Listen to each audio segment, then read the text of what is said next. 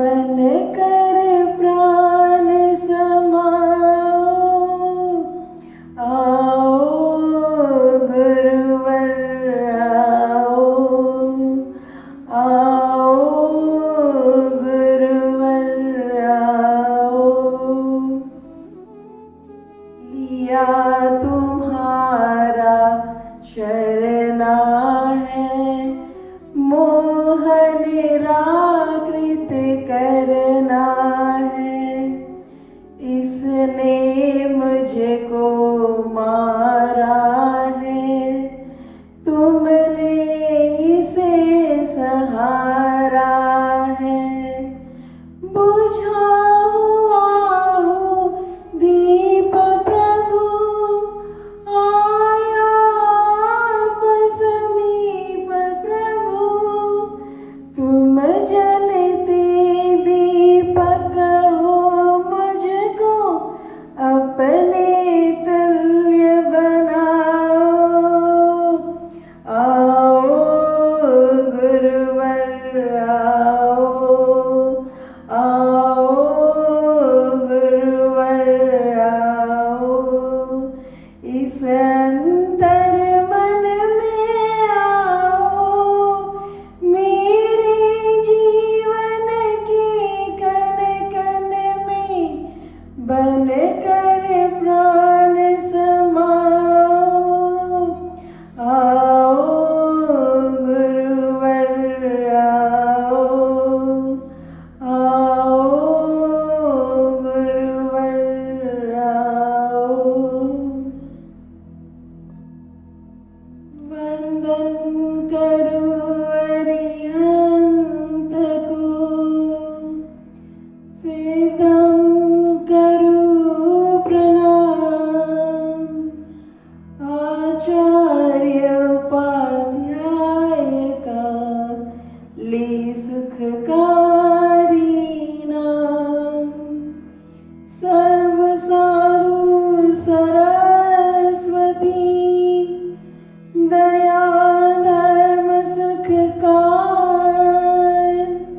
महावीर भगवान को वंदन बारंबार। महावीर भगवान को वंदन बारंबार।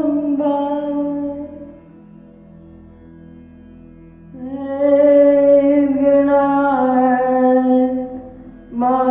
महाराज की जय।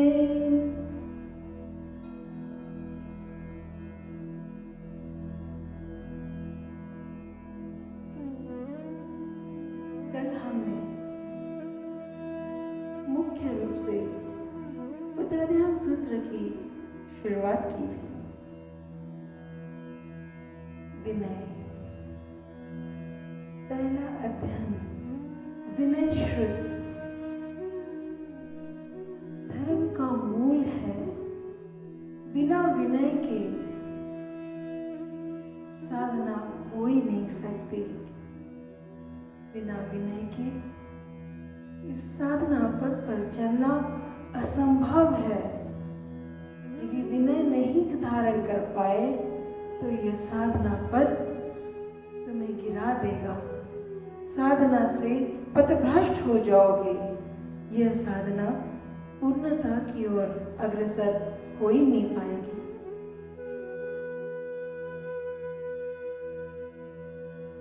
नहीं बनती ये बातों से, नहीं बनती ये बातों से, कुछ अमल करना होता है, कुछ अमल करना होता है।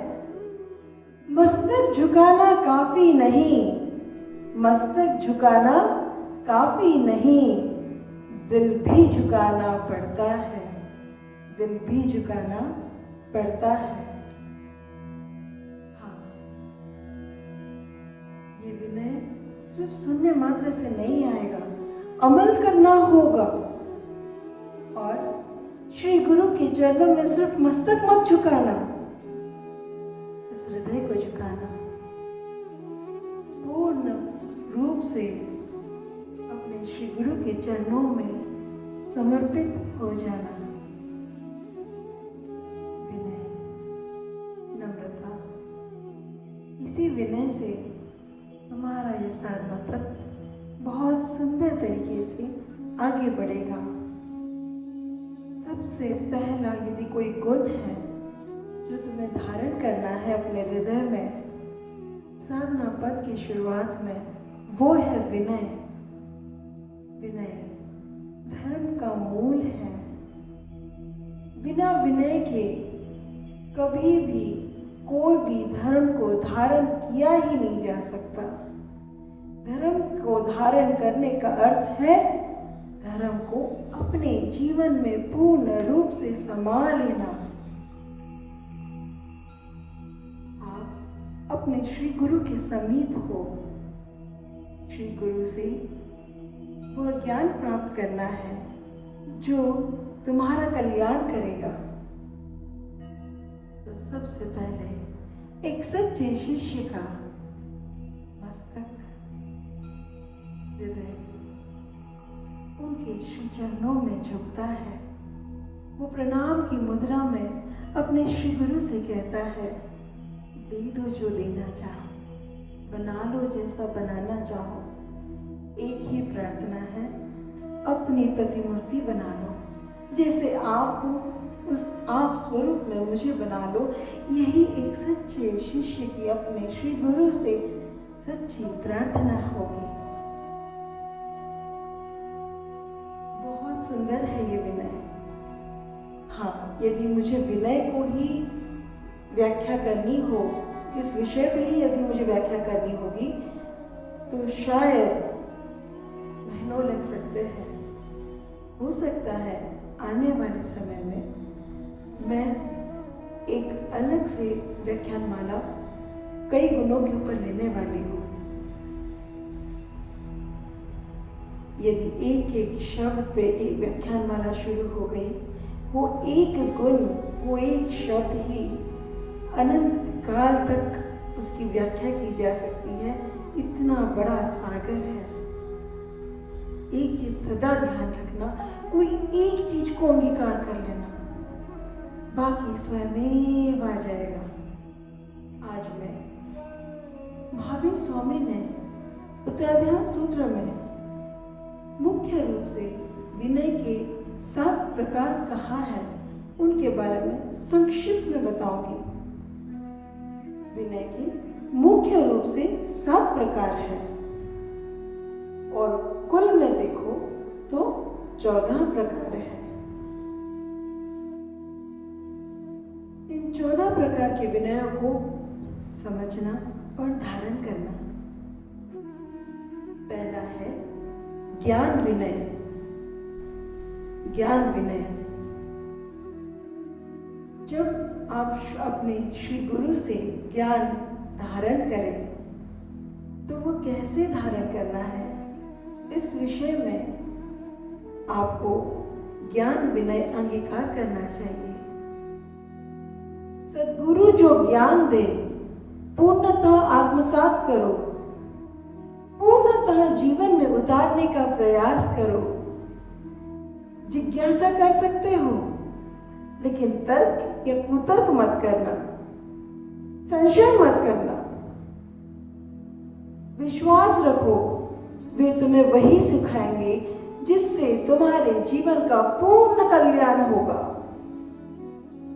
जिससे तुम्हारा जीवन उपवन हो जाएगा। शब्दों से श्रवण करना, हृदय से धारण करना, अकेले में स्वाध्याय करना, चिंतन करना, मनन करना, सींचना, स्वयं को अपने जीवन में उतारने का संपूर्ण प्रयास करना।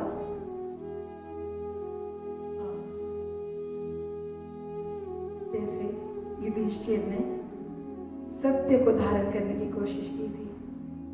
गुरु द्रोणाचार्य जब सत्य के विषय में समझा रहे थे तो वो एक लाइन सबने रट के सुना दी और ये कह के कि जो गुरु ने सिखाया वो उसे आ चुका था।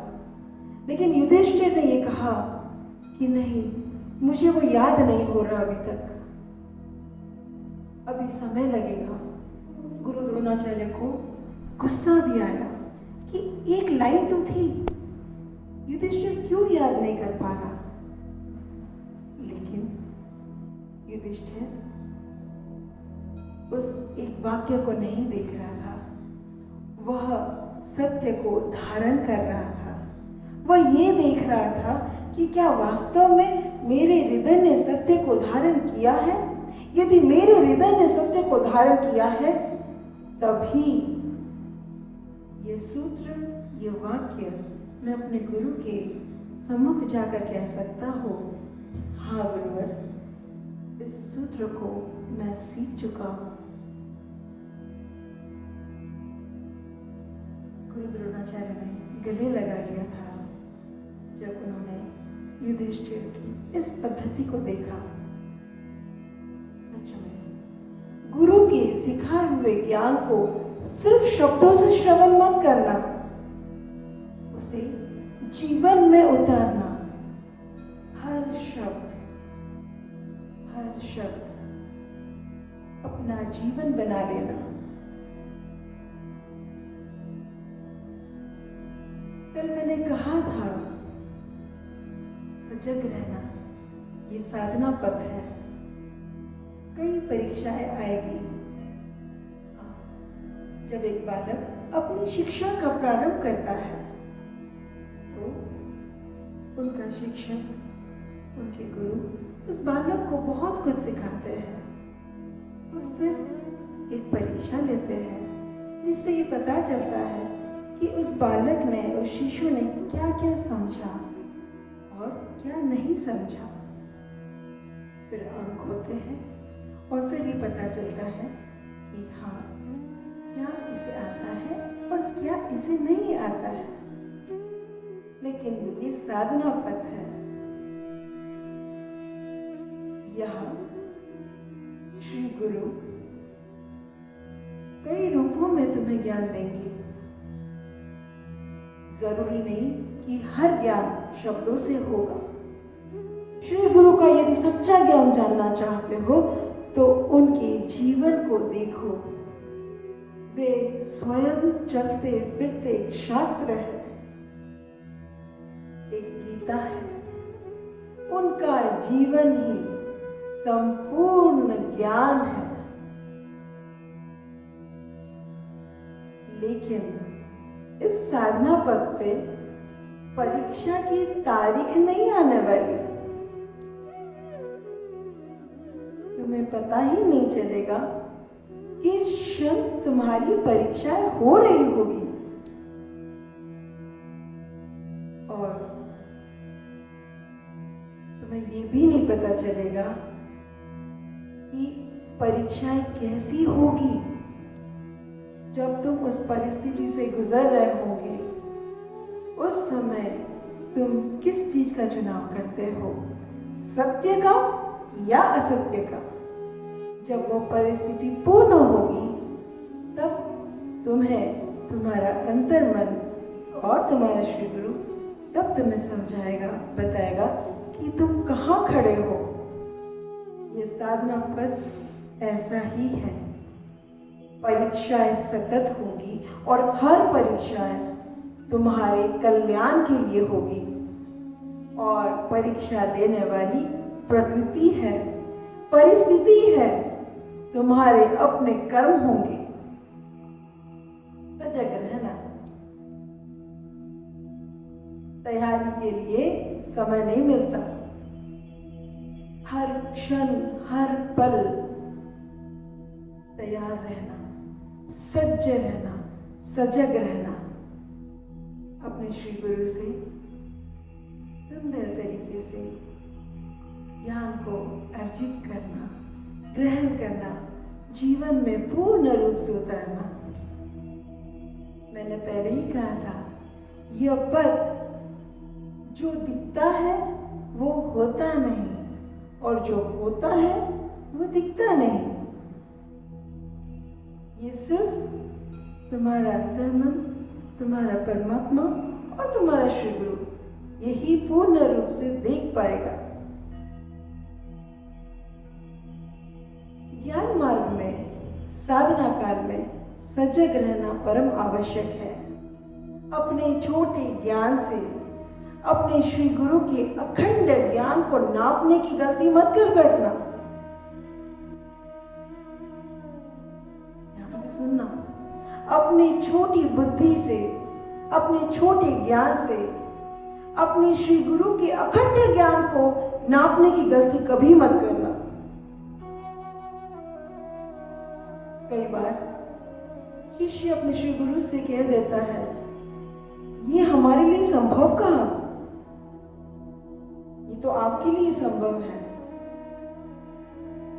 लेकिन आप ये भूल जाते हो कि आपका श्री गुरु आपको आपसे ज्यादा, आपसे बेहतर जानते हैं। वे ये जानते हैं कि आपको कब, क्या, कितना देना है। उनके तरीके में अपनी कुबुद्धि को बीच में आने मत देना।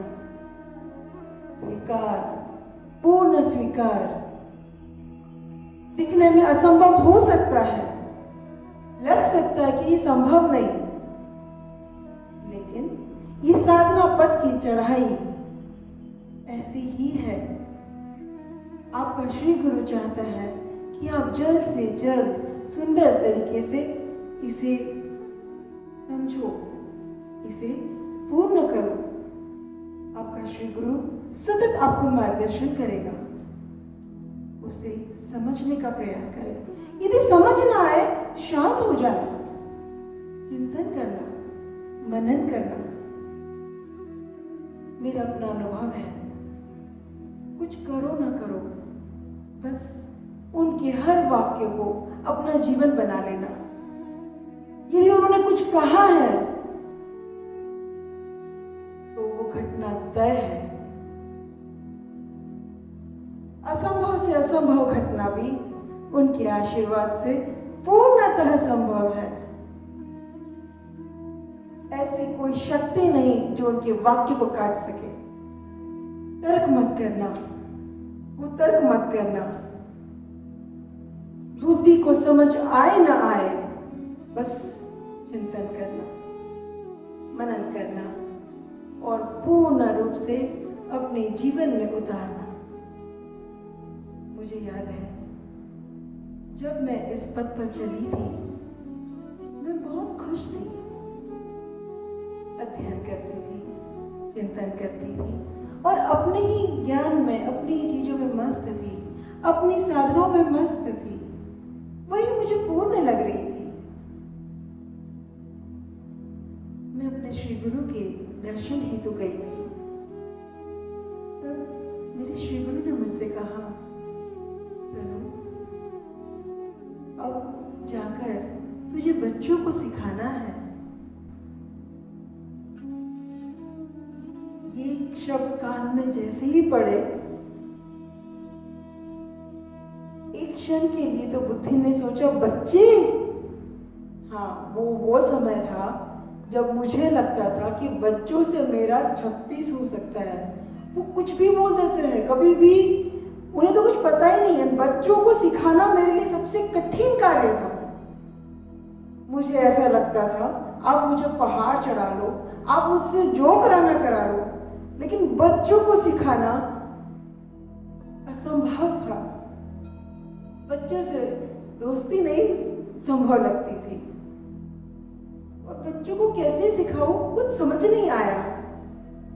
लेकिन उसी एक क्षण के अंदर एक निर्णय भी था, नहीं, मेरे श्री गुरु ने कहा है, वो मेरे कल्याण के लिए है और उनके शब्दों के ऊपर मेरी चाहना हो ही नहीं सकती।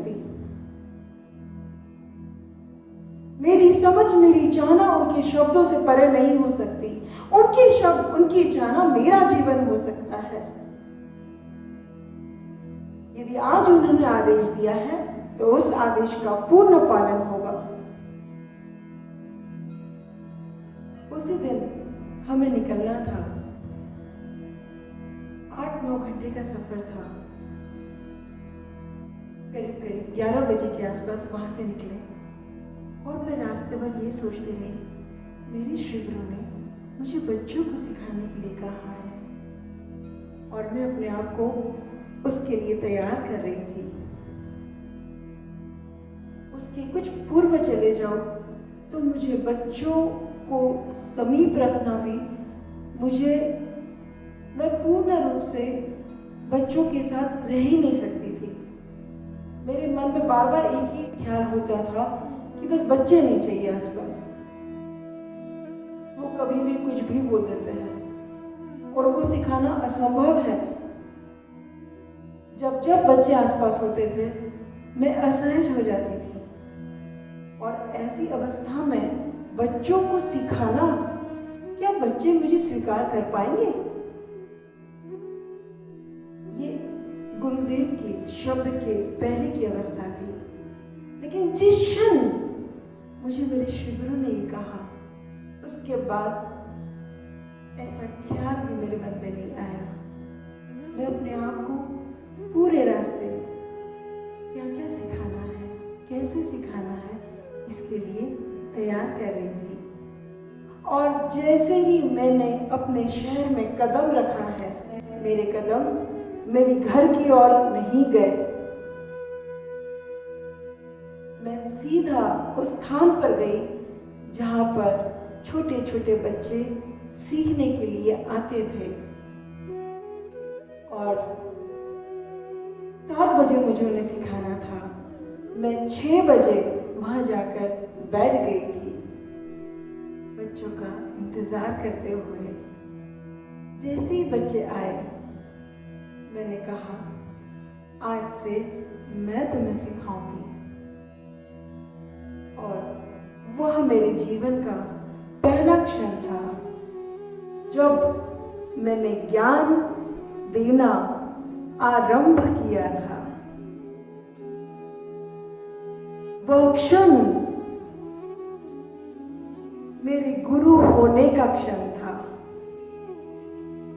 गुरु के शब्द तुम्हें क्या से क्या बना दे, इसकी कल्पना तुम नहीं कर सकते। असंभव से असंभव कृत तुमसे करा देंगे। और वही वो क्षण है, वही वो पल था जब मैं खुद वक्ता थी और खुद ही श्रवण करता थी। मैं अपने आप को सुन रही थी और बच्चों को सिखा रही थी। लेकिन सच मानो, सच कहते हो, उस दिन मैं बच्चों को नहीं सिखा रही थी। उस दिन मैं स्वयं को देख रही थी। उस दिन मैं अपने ही अंतस में डूबकर खुद ही के लिए भीतर से ही वो ज्ञान के मोती निकल रहे थे। वो पहला क्षण था जब मैंने अनुभव किया कि ज्ञान बाहर से नहीं आता, ज्ञान भीतर से आता है। बस डूबने की आवश्यकता है। वो क्षण था जब मुझे मेरे श्री गुरु ने मुझसे मिलाया, स्वयं से मिलाया। वो क्षण था जब मुझे मेरे उस स्वरूप के बारे में पता ही नहीं था कि मैं किसी को सिखा सकती हूँ। हाँ, वो क्षण वहां से शुरू हुआ और उसके बाद कभी रुका ही नहीं, निरंतर चलता रहा। बच्चों को सिखाते सिखाते फिर बड़ों को सिखाना आरंभ हुआ। संतों को तक सिखाने का सौभाग्य मिला। कई ऐसे संत जिन्होंने संन्यास लेने से पूर्व मुझसे ज्ञान ग्रहण किया। आज हृदय बहुत प्रफुल्लित होता है ये देखकर कि वे बड़े बड़े संतों के रूप में कई लोगों का कल्याण कर रहे हैं। मेरे श्री गुरु ने मुझे क्या से क्या बना दिया। सिर्फ उनके एक शब्द ने मेरा जीवन पूर्णतः बदल दिया। और वो दिन का दिन है और आज का दिन है। बच्चे मुझे अति प्रिय है और इस कदर प्रिय है कि जब जब मैंने बच्चों के लिए सिखाने का कोई भी कक्षा, संस्कार शाला कुछ भी लिया है, मेरे बच्चे नींद में भी मुझे याद करते थे।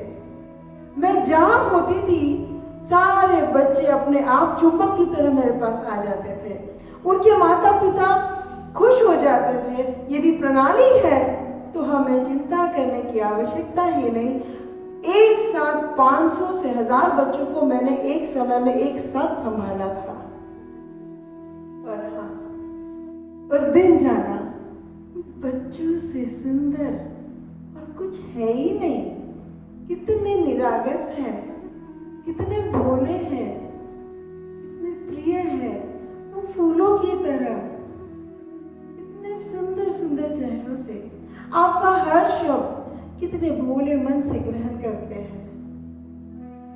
सच बताओ, बड़ों को सिखा सिखा के थक जाओगे, लेकिन बच्चों को एक बार सिखाया हुआ ज्ञान वो जिंदगी भर याद रखता है। उस दिन से बच्चे मेरे अति अति अति प्रिय रहे हैं। कई बार उनके माता पिता के फोन आते हैं कि गुरु माँ क्या कर दिया आपने। वे घर पे टिक ही नहीं रहे हैं। अगर 5 बजे की क्लास होगी, वे सुबह 9 बजे से मेरे पास आने के लिए अपने माता पिता के पीछे उन्हें परेशान कर देते थे। उनके माता पिता का फोन आता था कि गुरु माँ बुला लीजिए। भले ही वो बैठे रहेंगे, लेकिन वो आपके बिना पूरा घर उठा के रखा है उन्होंने। हाँ, ये वही बच्चे थे जो सुबह 4 बजे उठ के साधनारत हो जाते थे। उनके माता पिताओं के फोन आते थे कि शर्म आती है, हमारे बच्चे नहा धो के साधना कर रहे हैं और हमसे बिस्तर छूट ही नहीं रहा। ये होता है गुरु के शब्दों का कमाल। उसके बाद गांव-गांव में प्रवचन हुए, शहर शहर में प्रवचन हुए, लेकिन हाँ, उसकी शुरुआत श्री गुरु का एक वचन था, एक शब्द था, मुझसे मिलवाने वाला वो परम कल्याणकारी शब्द।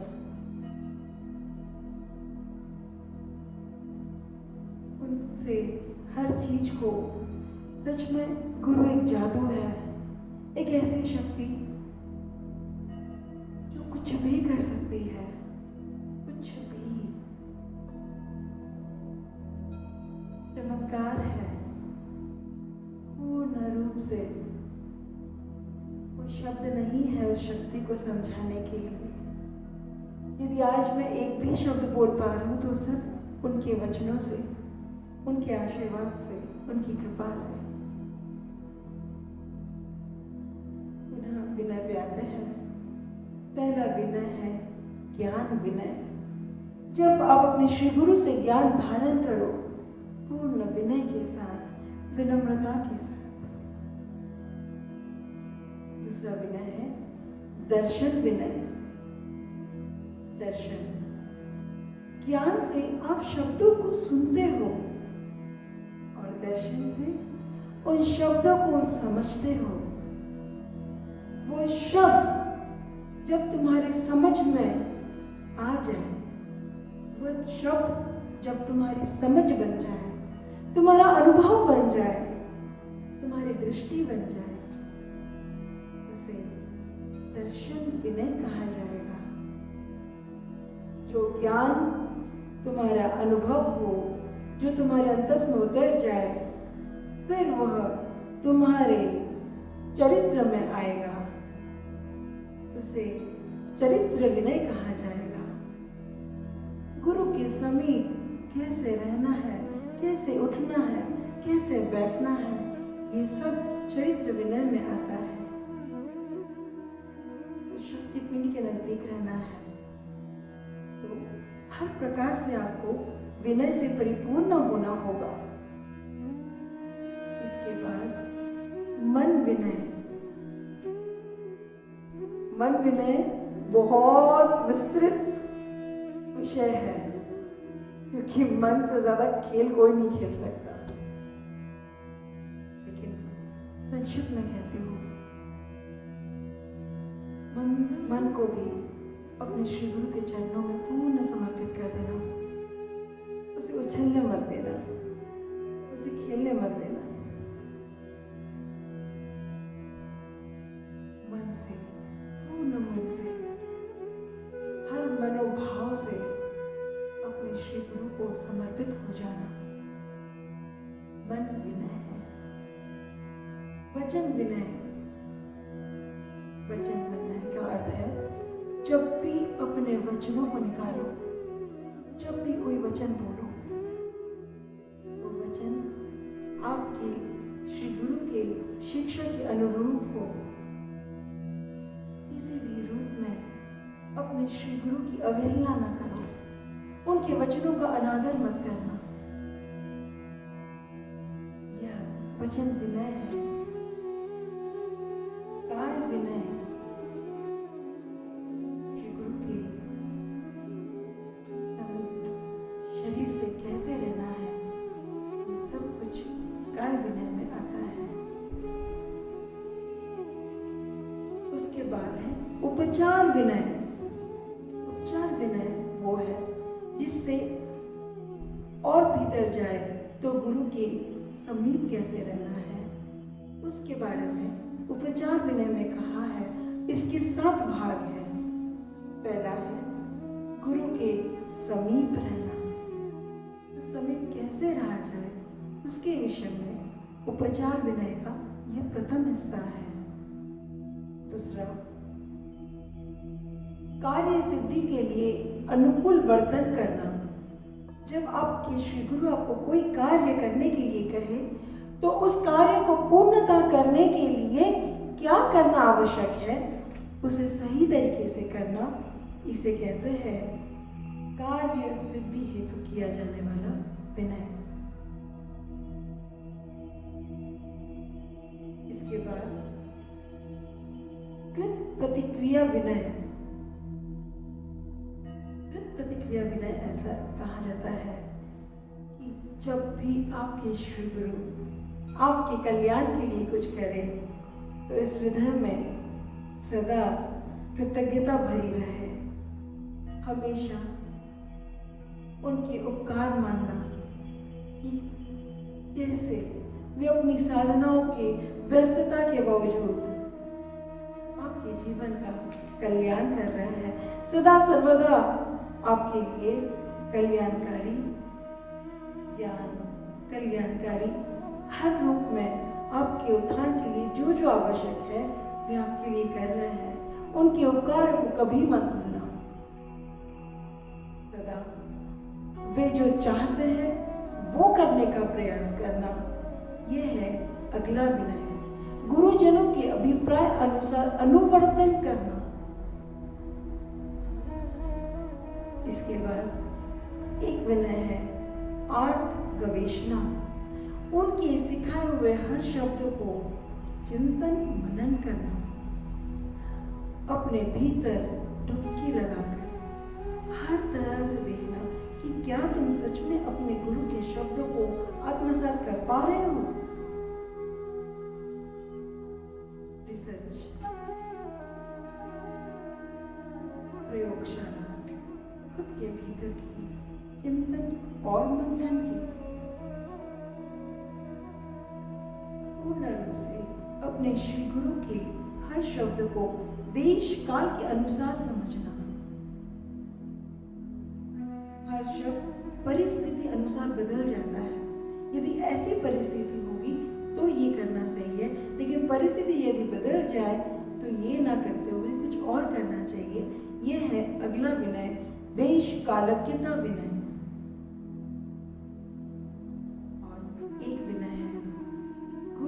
सिखाए हुए हर शब्दों को आत्मसात करने के लिए जो व्यवहार करना परम आवश्यक है उसके अनुकूल व्यवहार करना, इसे कहते हैं सर्वार्थ प्रतिलोमता विनय।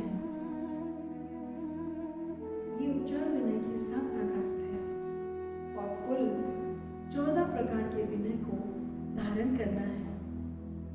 आगे कई ऐसे विषय आएंगे जब इन विनयों के विषय में आपको और पूर्णतः समझाने का प्रयास करूंगी और अगली अलग एक व्याख्यानमाला भी होगी जिसमें सिर्फ विनय को सिखाया जाएगा। विनय की ही अलग अलग रूपों पर व्याख्या की जाएगी।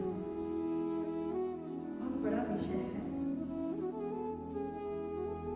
यदि मैं मूल रूप में कहूँ तो महावीर स्वामी ने विनीत शिष्य के 3 लक्षण कहे हैं। महावीर स्वामी ने विनीत शिष्य के 3 लक्षण कहे हैं। यदि इन 3 लक्षणों के मापदंड में आप सही बैठ जाते हो तो आप विनीत शिष्य के लक्षण में आ जाते हो। सदा याद रखना, इन 3 लक्षणों को भूलना मत। जो मैं कहने वाली हूं बहुत ध्यान से श्रवण करना। एक सच्चा शिष्य सर्वप्रथम विनीत होगा और विनीत का पहला लक्षण यह है जो सदैव अपने श्री गुरु की आज्ञा और निर्देश का पालन करे। जो सदैव अपने श्री गुरु की आज्ञा और निर्देश का पालन करे। श्री गुरु की आज्ञा और निर्देश। आज्ञा वो है जो आपको वो करने के लिए कहते हैं। वास्तव में श्री गुरु का हर शब्द एक शिष्य के लिए आज्ञा ही है। कोई किंतु परंतु नहीं है, पूर्ण रूप से एक आज्ञा है। और निर्देश का अर्थ है क्या करना है, कैसे करना है। जब उसके ऊपर श्री गुरु आपको समझाए तो उनकी हर आज्ञा और निर्देश का पालन करना ये एक सच्चे शिष्य का परम कर्तव्य है। एक विनीत शिष्य का पहला लक्षण। दूसरा लक्षण है गुरुजनों के सानिध्य में रहकर उनकी सेवा करना। गुरुजनों के सानिध्य में रहकर उनकी सेवा करना। और तीसरा सबसे महत्वपूर्ण, श्री गुरु की चेष्टा और आकृति को देखकर उनके मनोभाव को समझ लेना। तीसरा लक्षण है श्री गुरु की चेष्टा और आकृति को देखकर उनके मनोभाव को समझ लेना।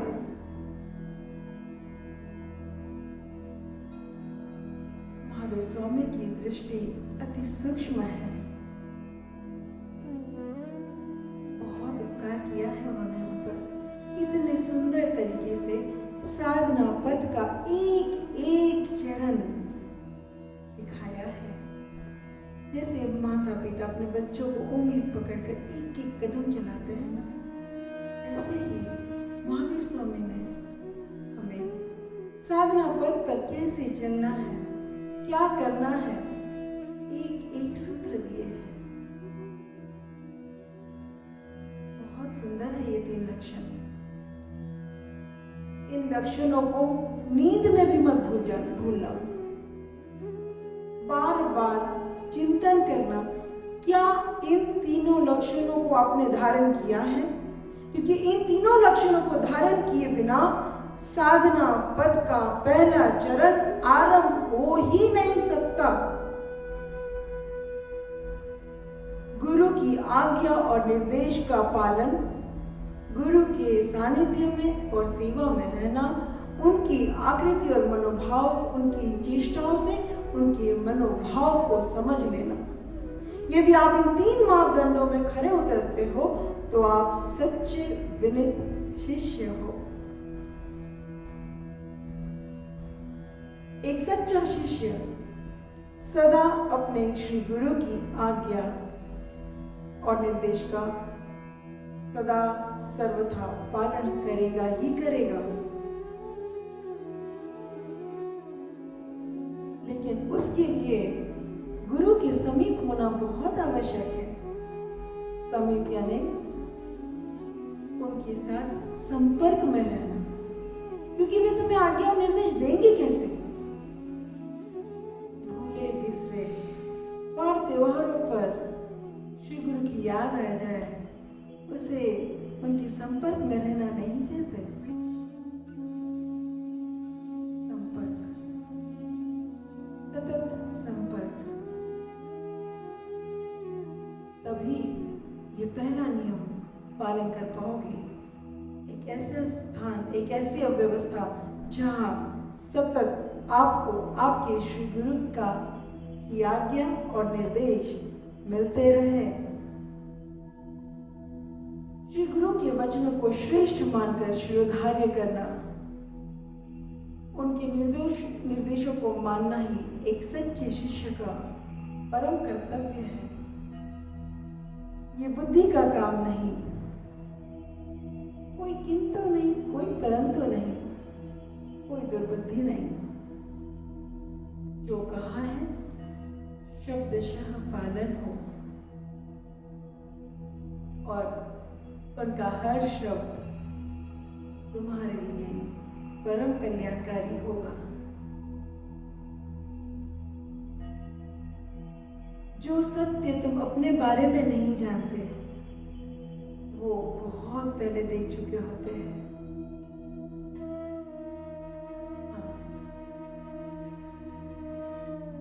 वे तुम्हारे भीतर के वे अनंत सत्यों के जानकार है जिसे तुम जानते ही नहीं। वे तुम्हें तुमसे ज्यादा जानते हैं। तुम बेहोशी में भी क्या क्या कर सकते हो, तुमसे पहले उन्हें पता होगा। तुम्हारे मन में भाव बाद में उमड़ेंगे। वे पहले से जानते हैं कि तुम क्या करोगे, क्या कर सकते हो, तुम्हारे मन में क्या चल रहा है।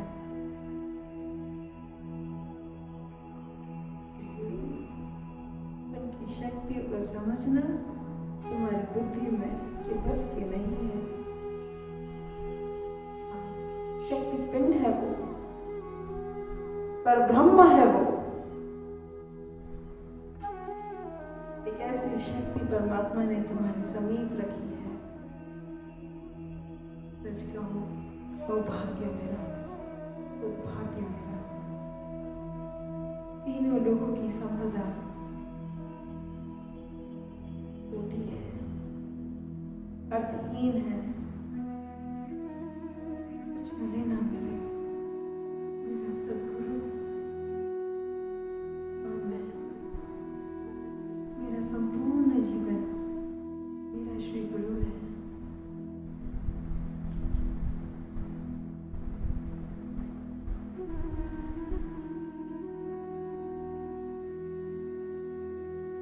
गुरुजनों के सानिध्य में रहना, उनकी सेवा करना, ये दूसरा लक्षण है।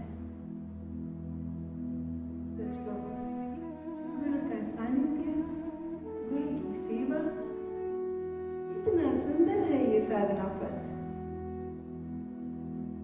मुझे कोई स्वर्ग में भी जाने के लिए कहे तो मैं कहीं ना जाऊं। उनके चरणों में ही स्वर्ग है मेरा। उनका सानिध्य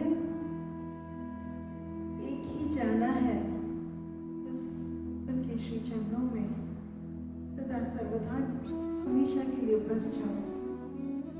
कोई जाना है ही नहीं।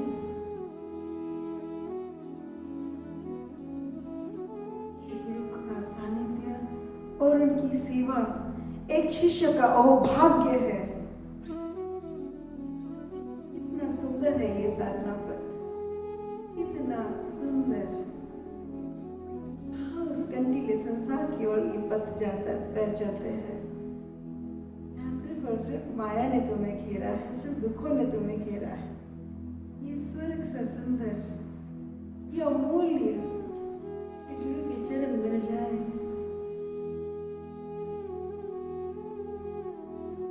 परम कल्याण है, परम कल्याण। ओ भाग्य मेरा, मेरे श्री गुरु की सेवा, मेरे श्री गुरु का सानिध्य। जीवन में और कुछ चाहिए ही नहीं।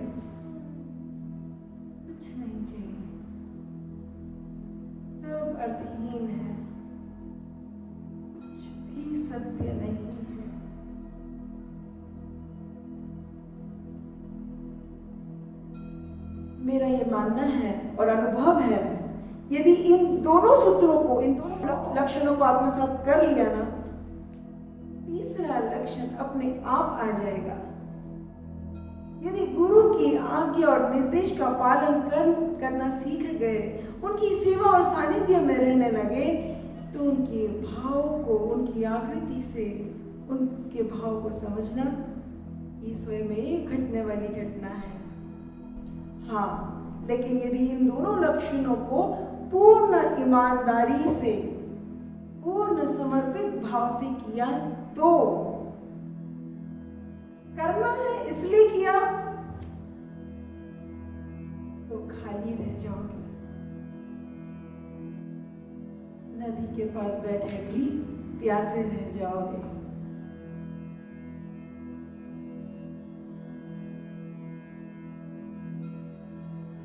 मेरा ये मानना है, यही से मोक्ष तुम्हारा है। यदि आपने इन तीनों लक्षणों को आत्मसात कर लिया, वही क्षण पूर्णत्व है। श्री गुरु के चरणों में ही तो पूर्ण संसार है। श्री गुरु के चरणों में ही तो पूर्ण अखिल ब्रह्मांड है। वो मोक्ष उन्हीं के चरणों में ही तो है। उनके श्री चरण और मोक्ष में कोई भेद कहा। जो नहीं जानता वे अलग समझ सकते हैं, लेकिन हाँ, मेरा पूर्णत्व, मेरा मोक्ष, सब कुछ मेरे श्री गुरु के श्री चरणों में ही है।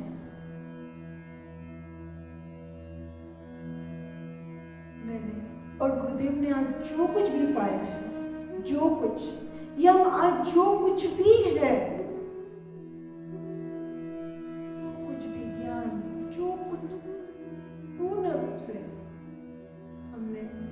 सिर्फ और सिर्फ अपने श्री गुरु की सेवा और सानिध्य से ही पाया है। सच कहूं, श्री गुरु के अलावा हमारे जीवन में कुछ है ही नहीं। हम और हमारा श्री गुरु एक ही है।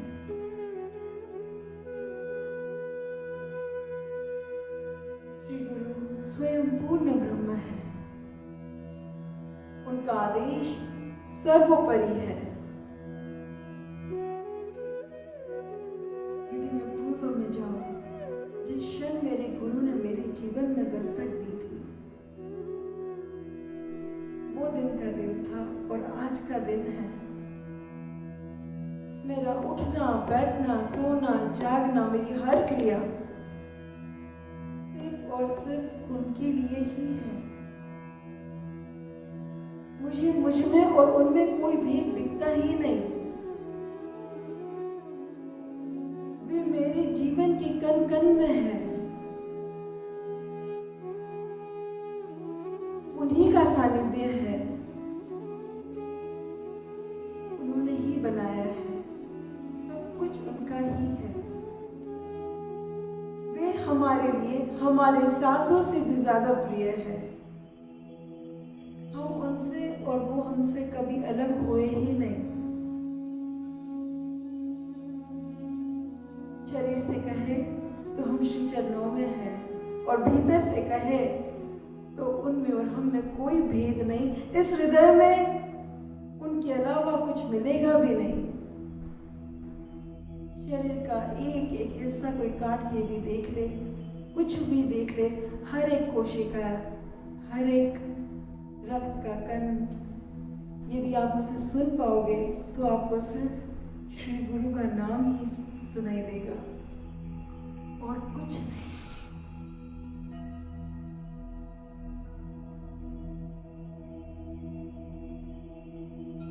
जैसे सांसें कब आती है और कब जाती है पता ही नहीं चलता। हम हमारा कार्य कर रहे होते हैं, सोना, जागना, उठना, लिखना, जो कुछ करना है, हम ध्यान देते ही नहीं अपनी सांसों की ओर। वैसे ही श्री गुरु तुम्हें सतत बना रहे होते हैं। श्री गुरु तुम्हारी सांसों से भी अधिक मूल्यवान है। वे तुम्हारे जीवन में तुम्हारे सांसों की तरह सतत, तुम एक बार सो सकते हो लेकिन वे तुम्हारे जीवन में उन्हीं सांसों की तरह होते हैं जो सतत तुम्हें बना रहे होते हैं, जो सतत तुम्हारा कल्याण कर रहे होते हैं और तुम्हें पता ही नहीं चलता। उनकी सेवा और उनका सानिध्य सौभाग्य होगा तुम्हारा। सदा तत्पर रहना, जब जो मिले वो सेवा करना। सारी इस सेवा में ही तो मेवा छिपा है। सेवा में ही बहुत कुछ छुपा है। सेवा एक ऐसा बीज है जिससे तुम पूर्णतः बदल जाओगे। चूकना मत। और श्री गुरु की सेवा, संतों की सेवा के लिए तो देवता भी तरसते हैं। और श्री गुरु की सेवा और सानिध्य ही है जो तुम्हें पूर्णतः बदलने की ताकत रखता है। ये वही सेवा और सानिध्य ही है जब एक सोना एक आभूषण में परिवर्तित होगा और इसी सेवा और सानिध्य से एक मूर्ति उस दिव्य स्वरूप में बदलेगी। ये घटना इस सेवा और सानिध्य में ही छिपी है। शरीर के पास हो या दूर हो, गुरु के समीप हो या दूर हो, वास्तव में हृदय में धारण करना, कण कण में उतारना। आपका श्री गुरु आपसे कभी दूर है ही नहीं। हर कार्य उनकी सेवा हो, हर कार्य उनकी सेवा हो। तुम जो कुछ 24 घंटे में कर रहे हो केवल और केवल उनकी सेवा हो।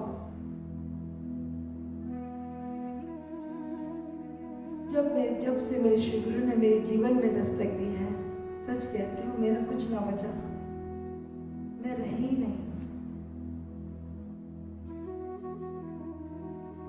एक क्षण एक पल भी उनके सानिध्य से अपने आप को अलग मत करना।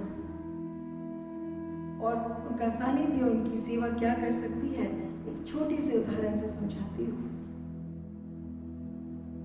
एक आश्रम था जहाँ पर कई शिष्य साधनारत थे। श्री गुरु उन्हें ज्ञान से सींचते और शिष्यगण उस ज्ञान को धारण करते, समझते, सुनते, अध्ययन करते। लेकिन एक शिष्य ऐसा था जिसे कुछ समझ ही नहीं आता था। वो एक ही वाक्य कहता था, मुझे तो बस अपनी सेवा में रहने दो। वह सुबह उठता, पूरे आश्रम की सफाई करता, अपने श्री गुरु की जो सेवा कर सकता है करता, उनके कपड़ों को धोता, उनके आसपास उनके कमरे को व्यवस्थित करता। उसके बाद जितने भी शिष्य वहाँ थे उनकी भी सेवा करता। सारा झाड़ू, पोछा, कपड़ा, बर्तन सब कुछ करता। जंगल से लकड़ी काट के लाता, खाना पकाता। उसे पूरन पूरी बनाना बड़ा पसंद था। वो दिन रात पूरन पूरी ही बनाता था। इतनी बनाता था कि लोगों ने उसका नाम ही पूरन पोलिया रख दिया था। अनंत काल तक, कई समय तक, कई सालों तक वो सिर्फ और सिर्फ सेवा करता। और कई शिष्य आते, सीखते और चले जाते। और वो एक ही वाक्य कहता, मुझे बस इसी में आनंद आता है। मुझे मेरे श्री गुरु से कभी दूर मत करना। उनके लिए किया गया हर कार्य बस यही मेरा जीवन है। श्री गुरु सदा उसे देखते और मुस्कुराते। एक बार वे श्री गुरु एक ग्रंथ लिख रहे थे और ग्रंथ आधा ही हुआ था कि उन्होंने उनके शिष्य से कहा, अब मेरा वक्त आ गया है, मेरा समय पूर्ण हो चुका है, अब मैं शरीर छोड़ने वाला हूँ। इस ग्रंथ को मेरा एक शिष्य पूर्ण करेगा। सारे शिष्य एक दूसरे का चेहरा देखते रहे। ग्रंथ, इतना बड़ा ग्रंथ जो श्री गुरु लिख रहे हैं, उसे पूर्ण करने का सामर्थ्य हमें तो नहीं, वे एक दूसरे को झांकते कि कौन पूरा करेगा, और एक दृष्टि से गुरु को देखते कि वे किस और इशारा कर रहे हैं, क्योंकि भीतर से तो जानते थे कि अभी हम में सामर्थ्य तो नहीं है। और श्री गुरु बड़े मुस्कुराते हुए कहते हैं, हाँ, मैं शरीर छोड़ जाऊंगा, लेकिन ये ग्रंथ अधूरा नहीं रहेगा। इसे मेरा सच्चा शिष्य पूर्ण रूप से जिसने शिष्यत्व को समझा है वो पूरा करेगा। तब एक शिष्य ने बड़ी विनम्रता से पूछा, हे गुरुदेव, कृपया उसका नाम बताने की कृपा करें। हमें तो यार अभी हमारी अल्पबुद्धि देख ही नहीं पा रही कि कौन हो सकता है जो इस महाकाव्य को, इस महाग्रंथ को पूर्ण कर सके। और श्री गुरु ने मुस्कुराते हुए अपनी दृष्टि घुमाई और वहां बर्तन मांजते हुए, कार्यव्रत करते हुए उस पुरनपोलिया की ओर इशारा किया कि ये पुरनपोलिया मेरे ग्रंथ को पूर्ण करेगा। शिष्यों की बुद्धि को कुछ समझ नहीं आया, ये पुरनपोलिया, ये तो कभी आपके पास बैठा ही नहीं, इसने तो कभी आपसे कुछ सीखा ही नहीं। दिन भर झाड़ू पोछा बर्तन यही तो कार्य करता है, दिन भर खाना पकाना और कार्य करना यही कार्य करता है, इसे ये ज्ञान कैसे? श्री गुरु के वचनों को जानते थे और वास्तव में, और श्री गुरु ने एक लाइन और कही थी, जिस क्षण ये ग्रंथ आरंभ करेगा उसके बाद इस संसार में कोई नहीं होगा जो ये बता सके कि किस शब्द पे मैंने ये ग्रंथ रोका था और किस शब्द से पुरनपोलिया ने यह ग्रंथ पूर्ण किया। पढ़ने वाला एक ही बात समझेगा कि इसे पूर्ण करने वाली एक ही शक्ति थी, एक ही शक्ति है। और वास्तव में हुआ भी वही। श्री गुरु के शरीर छूटने के बाद पुरनपोलिया ने अपने श्री गुरु के वचनों को आदेश मानकर वह बैठा और अपने हृदय से अपने गुरु को धारण किया और जो समझ में आया बस लिखता चले गया और वो ग्रंथ पूर्ण होकर कई शिष्यों के लिए ज्ञान प्रकाश बन गया। और वास्तव में उस ग्रंथ को पढ़कर कोई कभी नहीं समझ पाएगा कि वो ग्रंथ कहाँ गुरु ने रोका था और कहाँ से उस पुरनपोलिया ने उसे पुनः शुरू किया। ये होती है एक सच्ची सेवा और सानिध्य का फल। आपका श्री गुरु आपको कब कैसे बनाएगा ये बुद्धि समझ ही नहीं सकती। वो पुरनपोलिया कब अपने श्री गुरु से सब कुछ सीख गया, बुद्धि काम ही नहीं कर सकती। क्या कोई समझा सकता है कि एकलव्य ने गुरु द्रोणाचार्य की मूर्ति बनाकर वो ज्ञान भी कैसे प्राप्त कर लिया जो ज्ञान गुरु द्रोणाचार्य ने अर्जुन को भी नहीं दिया। सच्चे समर्पण की ताकत है ये। वो सच्ची सेवा और सानिध्य ही था जिसने एक पुरनपोलिया को एक महान व्यक्तित्व में बदल दिया। गुरु के समीप रहना उस शक्ति के समीप रहना है। बुद्धि कुछ समझ नहीं सकती, लेकिन हाँ, तुम अछूते रहोगे ही नहीं। तुम्हें लगेगा कि आश्रम में झाड़ू पोछा बर्तन ये सब सेवा करके कोई क्या बन पाएगा, लेकिन ये सारी सेवाएं तुम्हारे अहम को नष्ट करेगी। ये सारी सेवाएं तुम्हें तुम्हारे श्री गुरु के उस पैनी दृष्टि में रखेगी और वह गुरु तुम्हें कब क्या से क्या बना देगा तुम्हें पता ही नहीं चलेगा। वो शक्ति चमत्कारी है। वो तुम्हें तुम्हारे ही भीतर के ज्ञान से कब मिलवा देगी, वो क्षण कब घटेगा जब तुम पूर्णतः उसकी सेवा और सानिध्य में अपने आप को झोंक दोगे, बिना किसी किंतु और परंतु के।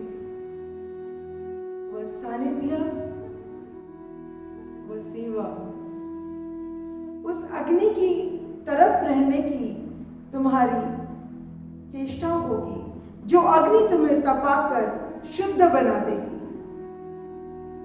वो मूर्तिकार के हथौड़ी और छेने की तरफ होगी, जब वह मूर्ति एक दिव्य स्वरूप में बदल जाएगी।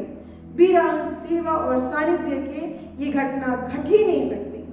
अपने घर पर रहकर तुम सिर्फ शब्दों का ज्ञान ग्रहण कर पाओगे, सिर्फ शब्दों का ज्ञान, अनुभव का ज्ञान उनकी सेवा और सानिध्य से ही मिलेगा। और पूर्ण समर्पित करना होगा, पूर्ण समर्पण। एक क्षण, एक पल भी उस सेवा और सानिध्य के बगैर नहीं रहना चाहिए। तब तुम्हारी सेवा, तब तुम्हारी साधना पूर्ण होगी। यदि इन दोनों लक्षणों को आत्मसात कर लिया, तो तीसरा लक्षण तुम पाओगे कि तुम्हारी अंतरात्मा, तुम्हारा श्री गुरु और परमात्मा, ये तीनों एक ही तत्व है, अभिन्न तत्व। तुमसे न तुम्हारा गुरु अलग है, न तुम्हारा परमात्मा। तुम्हारी अंतरात्मा में ही सब कुछ छिपा है। तुम्हारी अंतरात्मा, तुम्हारा श्री गुरु और परमात्मा एक ही तत्व है। हाँ, श्री गुरु के समीप रहना तो कैसे रहना? मन की बातों को मन सुन लेगा।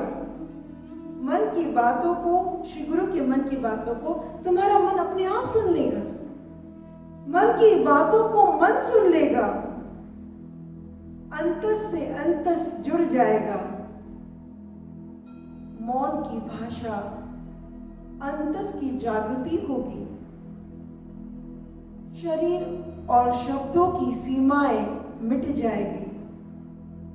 उनकी ही शक्ति से अनसुना, अनकहा भीतर उतर जाएगा। श्री गुरु की कृपा मात्र से ये लोहा पारस बन जाएगा, ये माटी चंदन बन जाएगी, ये आत्मा परमात्मा बन जाएगी। मन की बातों को मन सुन लेगा, अंतस से अंतस समझ जाएगा। मौन ही भाषा होगी, अनकहा, अनसुना होगा सब कुछ, निशब्द होगा सब कुछ। ये निशब्द की यात्रा है, ये शक्ति की यात्रा है। शक्ति शक्ति से मिलेगी और पूर्ण हो जाएगी। ये माटी चंदन हो जाएगा, ये आत्मा परमात्मा हो जाएगी। भाव के साथ तो इन तीन लक्षणों को अपना जीवन बना लेना। अपने जीवन को अपने श्री गुरु के चरणों में ऐसा सौंप देना कि अब तुम ना बचोगे।